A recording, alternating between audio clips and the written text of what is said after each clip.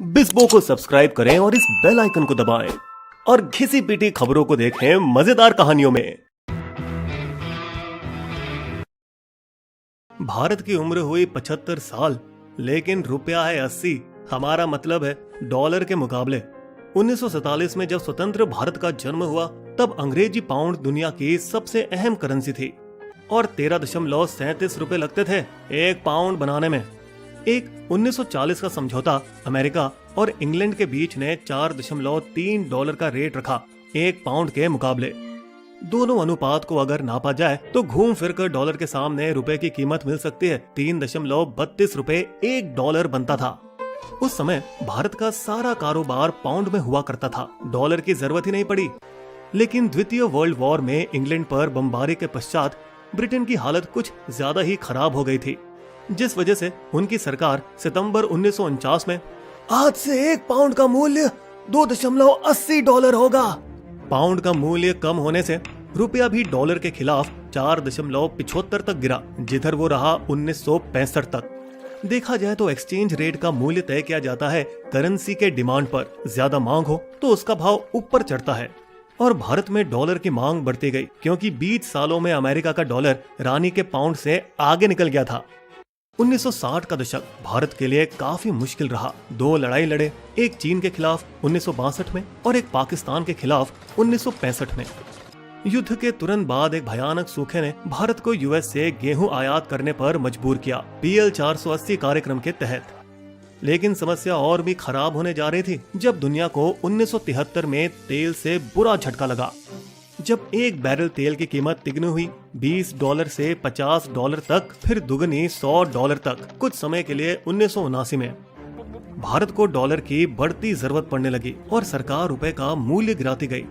आर्थिक स्थिति इतनी खराब हुई कि वो शायद आज का श्रीलंका बन सकते थे अगर प्रधानमंत्री नरसिम्हा राव और उनके वित्त मंत्री डॉक्टर मनमोहन सिंह ने अर्थव्यवस्था को उदार लिबरलाइज नहीं किया होता। लिबरलाइज का मतलब ये भी था कि रुपया अब अपने बल पर छोड़ दिया गया और खुद का मूल्य ढूंढने लगा। रुपया जो कृत्रिम रूप से 17.5 के भाव पर जोड़ा गया था डॉलर के साथ उधार के पहले, अब तेजी से गिरता गया।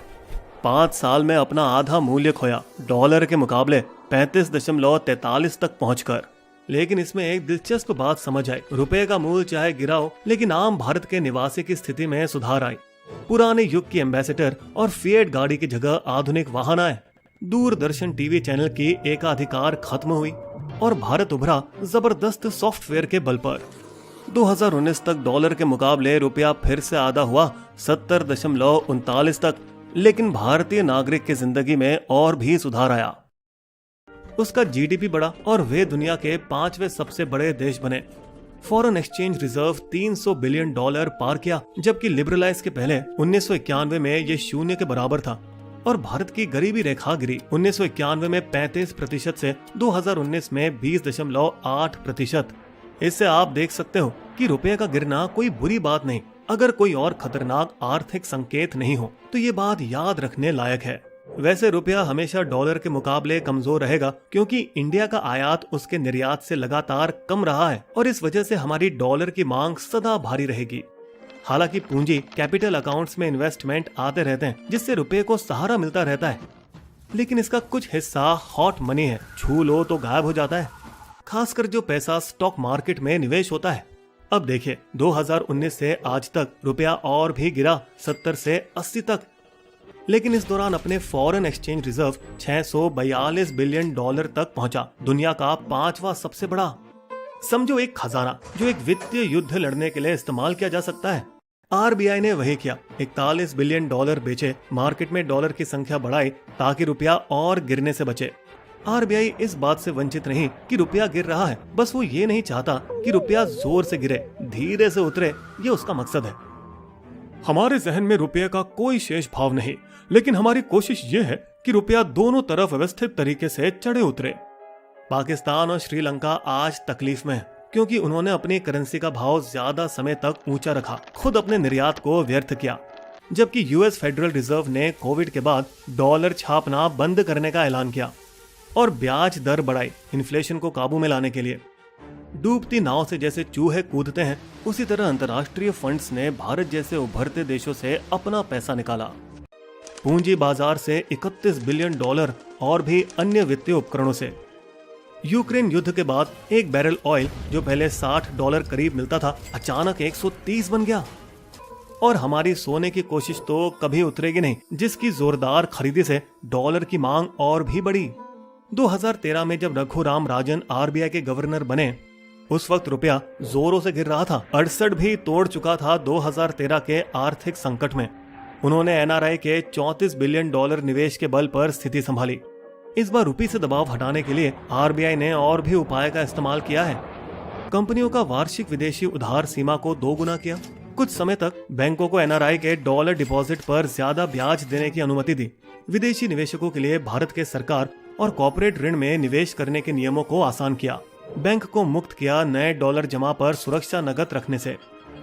आयात कर बढ़ाया सोने पर ताकि वो और महंगा बने, लेकिन इसका नतीजा होगा कि सोने की तस्करी जरूर बढ़ेगी। और अंतर्राष्ट्रीय व्यापार को भारतीय रुपए में तय करने की अनुमति दी, जिससे 30 से 36 बिलियन डॉलर की वार्षिक बचत हो सकती है और जिससे वो रूस और ईरान पर प्रतिबंधों को दरकिनार कर सके। खासकर रूस, जिससे हम आज तक ज्यादा तेल खरीदते रहे। कुल आयात मिलाकर अब हम उनसे $2.5 बिलियन का सामान खरीद रहे हैं। हालांकि कौन बनेगा करोड़पति के इस एपिसोड में डॉलर बाकी सब करेंसी के मुकाबले बढ़ा, मगर रुपये का उनमें से सबसे अच्छा प्रदर्शन रहा। सिर्फ 7% गिरा, जबकि बाकी सब 13% तक गिरे।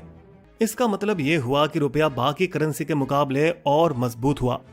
मगर रुपये का असली मूल्य अगर हम आरबीआई के 40 करेंसी बास्केट के मुकाबले चलें तो कहानी अभी खत्म नहीं हुई है मेरे दोस्त।